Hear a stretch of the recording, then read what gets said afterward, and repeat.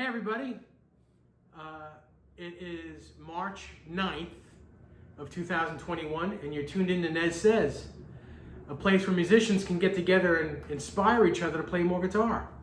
Today I'm sitting in Well Strung Guitars here in Farmingdale, Long Island with my longtime friend Dave Davidson and co-owner Paige Davidson, and we're going to be discussing vintage guitars each week.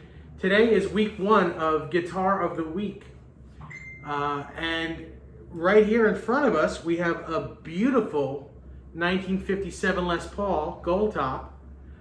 And what makes this one different from most Gold Tops is it has the black plastic on it, which was the very beginning of 1957. And from here, I'm going to let Dave take over and tell us about this guitar. Hey everybody, thanks for tuning in. One of the interesting things about this particular Gold Top is that this is actually the second generation of 1957 Gold Tops. The first few guitars were the leftover P90 guitars, and then they came out with the PAF, the Seth Lover PAF, which you see here.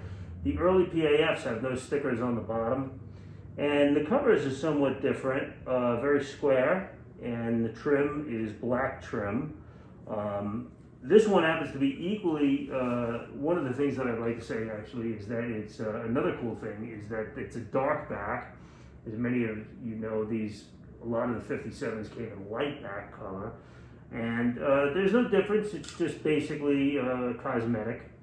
But these guitars play wonderfully, and it's probably the year before the necks got really big. But very, very comfortable feeling round, C-shaped neck. And the fret size on these guitars, this particular one has been refretted, but the original 57s would still have somewhat smaller frets, where larger frets really started in 59. This is a nice original piece, and we love having it. It sounds great, as they all do. I've never met one that I didn't like. Yeah. And you know, it's just a really, really nice piece. What I would say is, if you get a chance and you're looking for a Gold Top, you know, you could stop down just to sample many different kinds, as we have, you know, pretty much all the P90 wraparound to the ABR1 style to the PAF styles, all the way through the bursts. So there's plenty for you to check out. Nice. Well, for those of you who have never played an original late 50s Les Paul, this particular guitar, you would think the neck is really clubby, really big.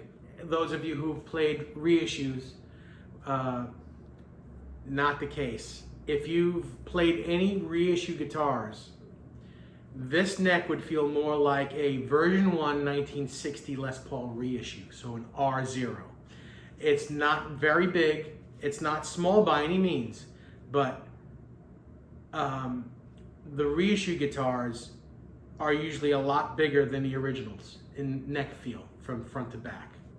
This guitar is right in there at version 1 of a 1960 Les Paul, maybe the tail end of 59 reissues where they made them smaller. It is so comfortable. I played this guitar for a minute, or I at least held it in my hands for a minute before we started recording, and this is one of the best Les Pauls I've ever touched in my life. It's not very heavy. I'd say this is in the high 8s, maybe low 9s, 9 pounds.